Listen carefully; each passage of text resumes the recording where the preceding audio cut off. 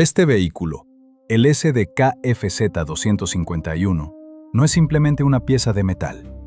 Es la materialización de la primera visión exitosa de un transportador blindado de personal, un concepto que hoy da forma a todas las unidades de infantería mecanizada que surcan los campos de batalla. En Gran Bretaña, durante la Primera Guerra Mundial, el tanque nació como una respuesta desesperada a la inmovilidad de la guerra de trincheras. Los ingenieros británicos soñaron con una máquina capaz de abrir una rendija en las líneas alemanas, permitiendo que la infantería siguiera el paso de la maquinaria y que la caballería cruzara la brecha recién creada. Fue entonces cuando surgió el prototipo Mark IX, pensado para albergar a 30 soldados bajo la protección de una coraza. Ese experimento, aunque quedó a la sombra del conflicto y se suspendió al término de la guerra, marcó la primera vez que se concibió un medio para transportar tropas bajo fuego.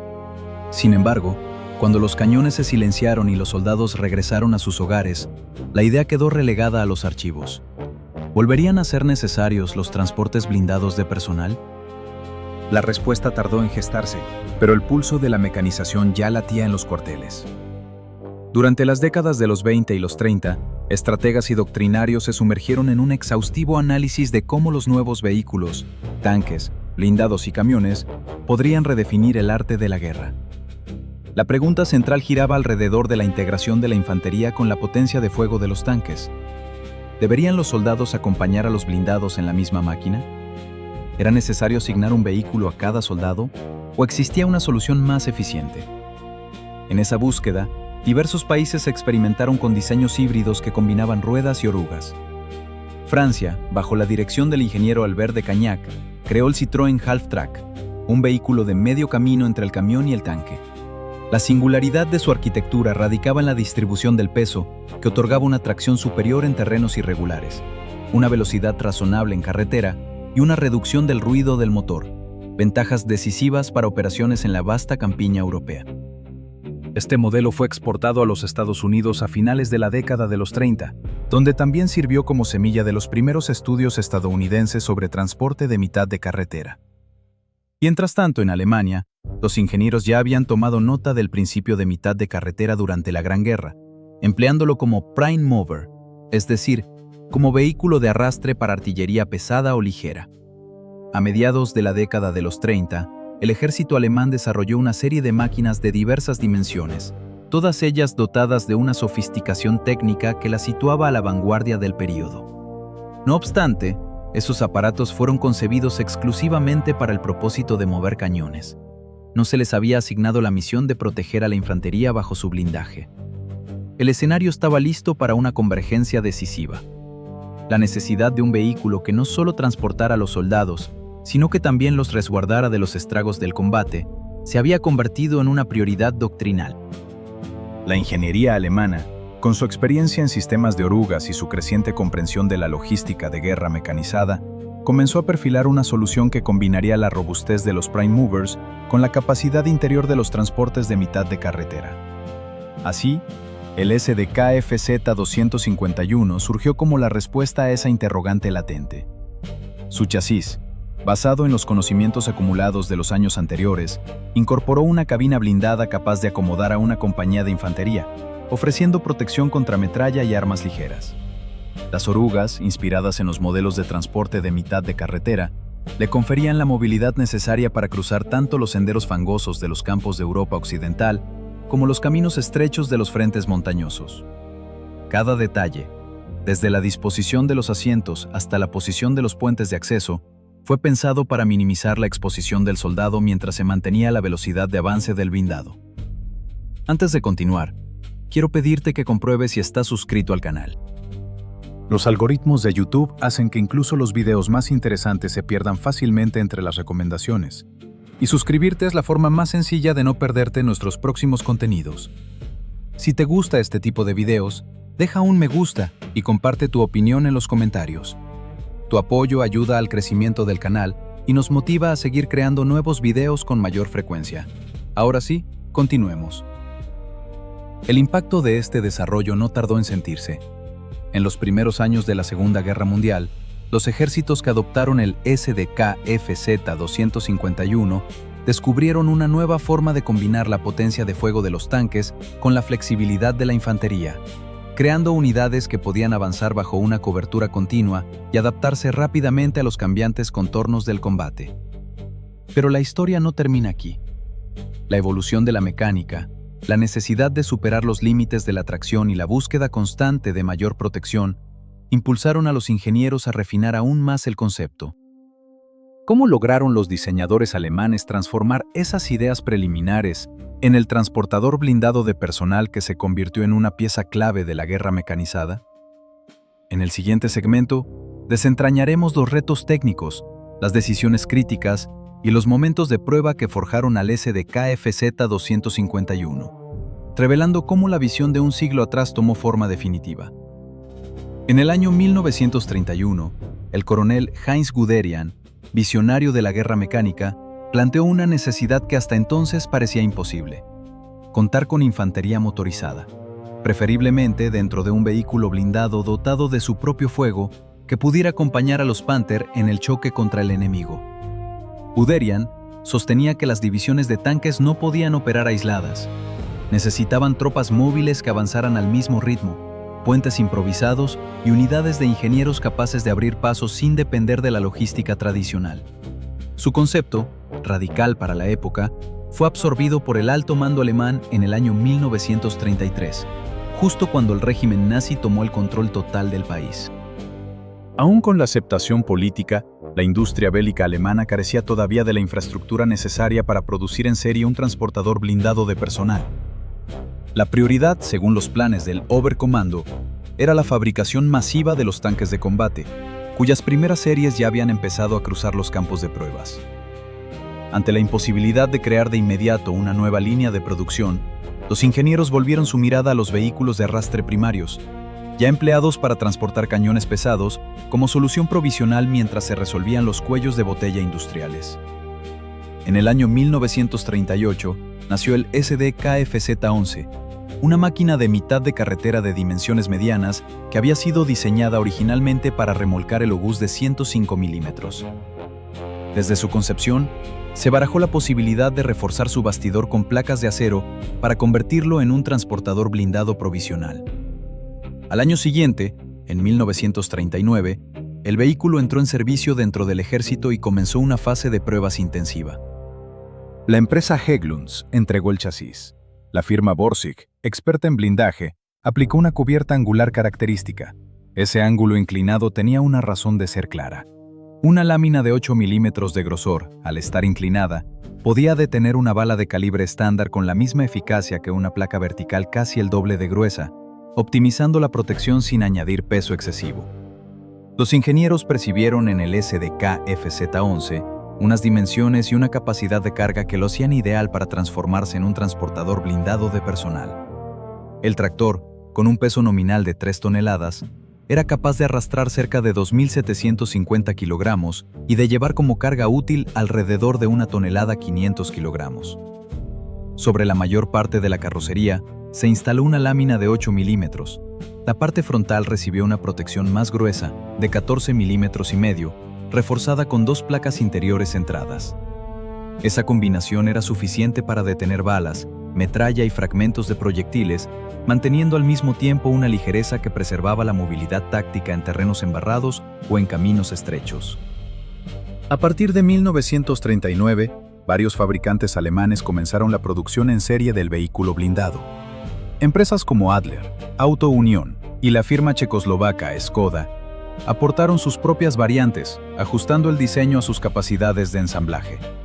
El ejemplar que se muestra a continuación pertenece a la serie fabricada en Checoslovaquia alrededor del año 1941 y representa la culminación de un proceso de adaptación industrial que había trasladado una herramienta de arrastre de artillería a una plataforma de transporte de tropas bajo fuego.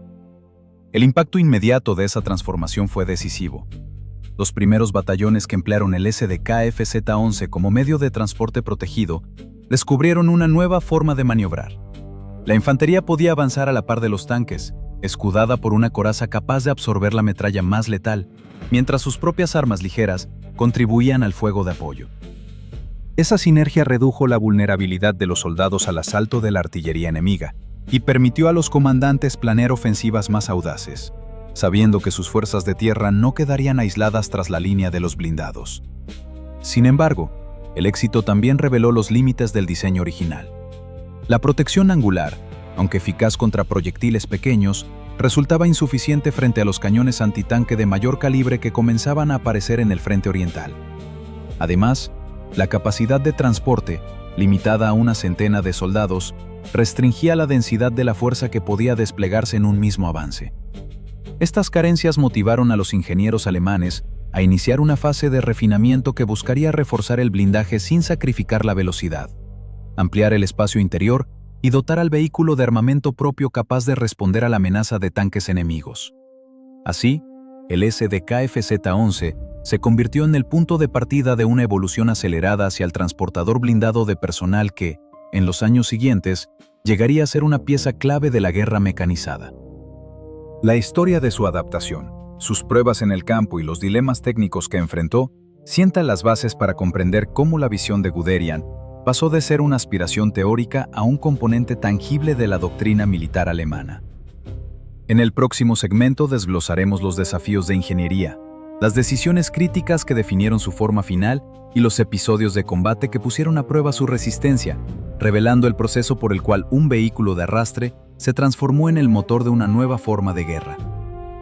En el momento en que la producción del nuevo transportador comenzó a escalar, el alto mando le otorgó la distinción de SS, la señal que marcaba a los vehículos como prioridades de primera categoría.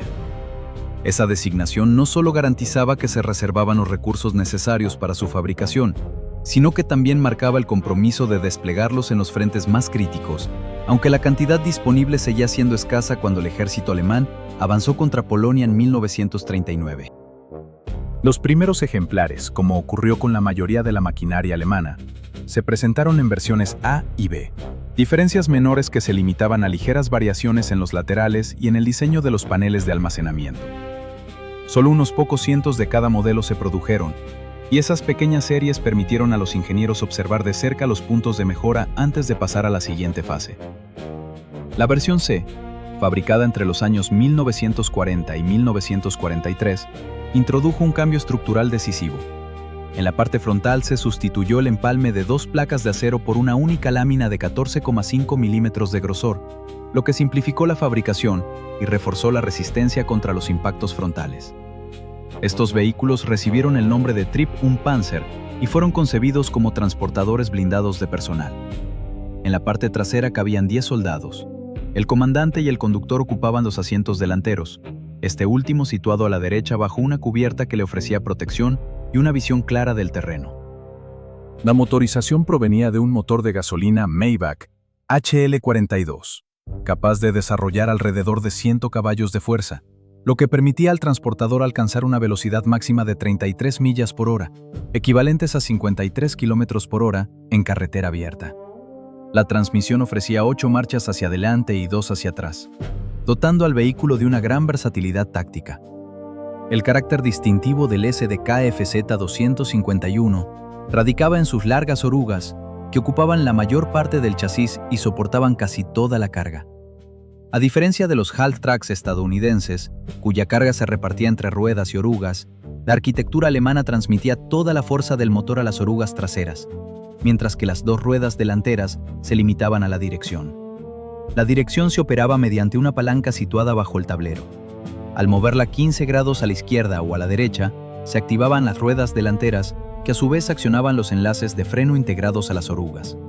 De esa forma, al frenar una oruga, la otra continuaba girando, produciendo una maniobra de giro comparable a la de un tanque. En la práctica, las ruedas delanteras podían perderse o dañarse sin que el vehículo quedase inmovilizado, aunque mantenerlas en buen estado era fundamental para evitar que el aparato se hundiera en barro o nieve al transitar por pendientes pronunciadas. El conjunto de rodadura estaba formado por 6 pares de ruedas dobles escalonadas, fabricadas en acero prensado y recubiertas con goma. Ese diseño, desarrollado por Kampf a mediados de los años 30, distribuía el peso sobre la oruga mediante una suspensión intercalada que multiplicaba la superficie de contacto. La ventaja era una tracción excepcional en terrenos blandos, pero el uso en el frente oriental reveló un inconveniente grave. Cuando la nieve, el hielo o el barro se congelaban, las orugas podían bloquearse. Cada oruga estaba compuesta por pequeños bloques de acero con una almohadilla de goma y utilizaba rodamientos de agujas fijados por un pasador dividido. Esa arquitectura exigía una lubricación constante. La acumulación de polvo y barro durante la marcha obligaba a los mecánicos a aplicar grasa con regularidad, pues una lubricación insuficiente provocaba un desgaste acelerado de los enlaces y, en el peor de los casos, la pérdida total de impulso. Durante los primeros meses de combate, los relatos de los conductores describían la sensación de deslizarse sobre la espuma del barro, mientras la maquinaria avanzaba a través de los campos inundados de Polonia. La combinación de una potente motorización y unas orugas robustas permitía al transportador seguir el ritmo de los tanques de la Panzerdivision, manteniendo a la infantería a la par de los blindados. Esa sincronía transformó la táctica alemana.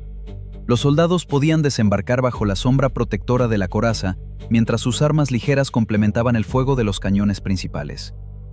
La capacidad de cubrir la distancia a gran velocidad redujo la exposición a la artillería enemiga y abrió la puerta a ofensivas más arriesgadas, que confiaban en la rapidez como escudo contra la contraofensiva. Sin embargo, la experiencia en el frente oriental también puso de manifiesto las limitaciones del diseño original. La protección angular que resultaba eficaz contra bala y metralla mostraba grietas ante los cañones antitanque de mayor calibre que empezaron a aparecer a finales de 1940. Además, el espacio interior, limitado a una centena de soldados, restringía la densidad de la fuerza que podía avanzar en una sola oleada, obligando a los comandantes a planificar despliegues más fragmentados. Ante esas deficiencias, los ingenieros alemanes iniciaron una fase de refinamiento que buscó reforzar el blindaje sin sacrificar la velocidad, ampliar la zona de carga y dotar al vehículo de armamento propio capaz de enfrentar a los tanques enemigos. El proceso de mejora pasó por varios hitos. En la variante C, fabricada entre 1940 y 1943, se sustituyó el empalme de dos placas de acero frontal por una única lámina de 14,5 milímetros de grosor, simplificando la fabricación y aumentando la resistencia a impactos frontales. Más tarde, la versión D incorporó una torreta ligera con una ametralladora de calibre 9 milímetros y un escudo adicional en el latero derecho, proporcionando una defensa contra los escombros y la infantería armada. Otro cambio importante fue la introducción de un depósito de combustible de mayor capacidad, que elevó la autonomía operativa de 12 a 15 km por hora de marcha continua, permitiendo a los escuadrones cruzar mayores distancias sin necesidad de repostar. La adaptación doctrinal acompañó a cada mejora técnica. La idea de emplear al SDK-FZ-251 como elemento central de la táctica de movimiento combinado surgió tras los primeros combates en los que la infantería quedó rezagada frente a los tanques.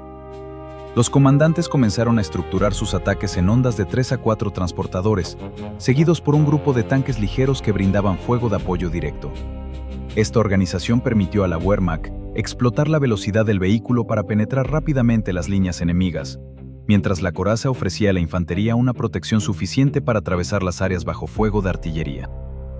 Al final, la historia del Trip-1-Panzer sirve como testimonio de cómo la urgencia de la guerra obligó a los diseñadores a innovar bajo presión, y cómo la combinación de potencia, tracción y protección creó un vehículo que, a pesar de sus imperfecciones, redefinió la movilidad de la infantería en la contienda europea. En el próximo segmento, profundizaremos en los desafíos de ingeniería que surgieron durante la producción masiva. Examinaremos las decisiones críticas que definieron la forma final del transportador y reviviremos los episodios de combate donde su resistencia fue puesta a prueba, revelando el camino que llevó a un simple tractor a convertirse en el motor de una nueva forma de guerra. En el crisol de la guerra relámpago, la movilidad se volvió la clave para convertir a la infantería en una extensión directa de los blindados. El vehículo surgido de la necesidad de trasladar tropas a través de barro y nieve, el SDK-FZ-251, encontró su punto de inflexión cuando su suspensión, compuesta por barras de torsión dispuestas en dos pares que cruzaban el chasis, demostró una resistencia inesperada a los terrenos escabrosos del frente oriental. Cada barra, flexible y resiliente, entregaba tracción firme a la parte trasera. Pero el emparejamiento asimétrico de los eslabones, 56 en la oruga izquierda y 55 en la derecha, producía un ligero desfase que los mecánicos aprendieron a compensar con ajustes rutinarios de la lubricación. Ese delicado equilibrio entre fuerza y fricción Se convirtió en una lección operativa que moldeó la forma en que los conductores abordaban la batalla diaria. A medida que la contienda avanzaba, los ingenieros alemanes buscaron simplificar la compleja cadena de producción sin sacrificar la capacidad de combate. En 1943, surgió la versión conocida como H1. El chasis de este modelo se redujo en altura y quedó más compacto. Las puertas traseras, que antes se abrían hacia abajo, fueron modificadas para abrirse directamente hacia atrás, facilitando la carga y descarga bajo fuego. La modificación, aunque aparentemente menor, acortó los tiempos de montaje en los talleres y mejoró la adaptabilidad a los escasos recursos que empezaban a menguar en la retaguardia. El último vistazo a estos vehículos se realizó en la capital, donde aún se podían observar ejemplares bajo el humo de la ruina en 1945. La producción total de estos transportes blindados alcanzó aproximadamente 15.500 unidades a lo largo de la guerra, convirtiéndose en el vehículo blindado más numeroso de la maquinaria alemana. Cada ejemplar representó una inversión de 22.500 marcos, una suma equivalente a una cuarta parte del precio de un tanque Panzer III, cuyo coste superaba los 100.000 marcos. A pesar de su elevado precio, la calidad de la ingeniería y la versatilidad táctica justificaron la asignación de recursos considerables a su fabricación. Aunque la paradoja de un vehículo costoso pero comprometido permaneció latente en los despachos de producción. El modelo estándar, el SDKFZ-251-1, estaba pensado para transportar a 10 soldados a la línea de fuego. La variante básica de transporte blindado llevaba una ametralladora MG-34 en la parte delantera, más tarde reemplazada por la MG-42, y una segunda ametralladora en la cubierta trasera, a veces complementada con una tercera arma que la tripulación podía desmontar para reforzar la defensa en terreno abierto. Sin embargo, el SDKFZ-251-1 no abarcaba la totalidad del proyecto. La serie comprendía alrededor de 23 versiones diferentes, cada una adaptada a un rol específico. Entre ellas, el 251-2 transportaba un mortero, el 251-4 albergaba un obús 234, el 251-3 funcionaba como unidad de radio y el 251-8, conocido como Kampfpanzer, se transformó en una ambulancia de campo. Dentro de la ambulancia existían dos subvariantes, una de las cuales incorporaba una radio modelo FO5, ampliando la capacidad de comunicación médica en el frente. La transformación de la ambulancia partió de versiones anteriores del 251-1. En la configuración de rescate se podían montar 4 camillas suspendidas a ambos lados de la parte trasera, o bien 2 camillas y asientos en un solo lado, permitiendo el transporte de hasta 8 heridos sentados. Sobre las puertas traseras, el panel inferior fue recortado para facilitar la inserción de las camillas, y un contenedor de agua de gran tamaño se fijó a uno de los laterales con una válvula que alimentaba directamente el compartimento principal. Esta adaptación resultó crucial en los desiertos del sur, donde el suministro de agua era tan vital como la evacuación de los heridos. En cuanto al armamento, algunas variantes recibieron cañones de 7.5 milímetros, aunque la cubierta superior, abierta por naturaleza, dejaba a la tripulación expuesta a fuego directo, granadas y cualquier proyectil que atravesara la cúpula. En ciertos casos se instaló una lona curva sobre los arcos superiores únicamente para proteger del clima, una solución que subrayó la vulnerabilidad estructural del vehículo. La falta de protección integral de la tripulación se convirtió en un punto crítico que los comandantes tuvieron que balancear frente a la necesidad de visibilidad y movilidad.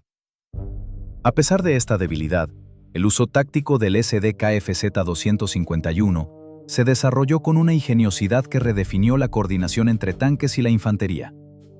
La práctica estándar consistía en avanzar en 3 oleadas. La primera, compuesta exclusivamente por tanques. La segunda, con tanques acompañados por los transportes blindados. Y la tercera, una mezcla de tanques, vehículos de suministro y los propios 251, manteniéndose a una distancia de 150 a 200 metros mientras el frente avanzaba. Los operadores del 251, a menudo apodados los ojos de los tanques, aprovechaban la vista despejada proporcionada por la cubierta abierta para observar el terreno, localizar objetivos y transmitir coordenadas por radio a los comandantes de los blindados. Además, podían desmontar y combatir a pie, eliminando focos de infantería que amenazaban la marcha de los tanques. Estudios de desempeño mostraron que en los sectores donde operaban los 251, las bajas de infantería disminuían notablemente. una evidencia que justificó la designación de unidades de élite y alimentó el impulso para producir más unidades. Al llegar a mediados del verano de 1942, la producción había alcanzado tal escala que cada regimiento de fusileros de cualquier división de Panzer estaba completamente equipado con estos transportes. Fue entonces cuando la denominación del cuerpo cambió oficialmente a Panzergrenadier, un título que reflejaba la integración estrecha entre la infantería motorizada y los blindados. A partir de ese momento, las formaciones de Panzergrenadier, ahora dentro de una unidad blindada o de rápido movimiento, se convirtieron en la columna vertebral de la guerra relámpago que los alemanes ejecutaron en los primeros años del conflicto. El diseño del SD-KFZ-251 influyó directamente en los transportes blindados posteriores, estableciendo una fórmula que combinaba movilidad motorizada, protección parcial y potencia de fuego suficiente para acompañar a los tanques en el fragor de la batalla. Esa combinación, puesta a prueba en los campos de Polonia, en el crudo invierno de Rusia y en los desiertos del norte de África, sentó las bases de una tendencia que perdura hasta los vehículos de asalto modernos, donde la capacidad de trasladar tropas bajo fuego sigue siendo un factor decisivo. En conclusión, el SD-KFZ-251 no solo constituye una hazaña de ingeniería frente a los rigores del terreno y la escasez de recursos, sino también una lección de adaptación doctrinal que cambió la forma de hacer la guerra.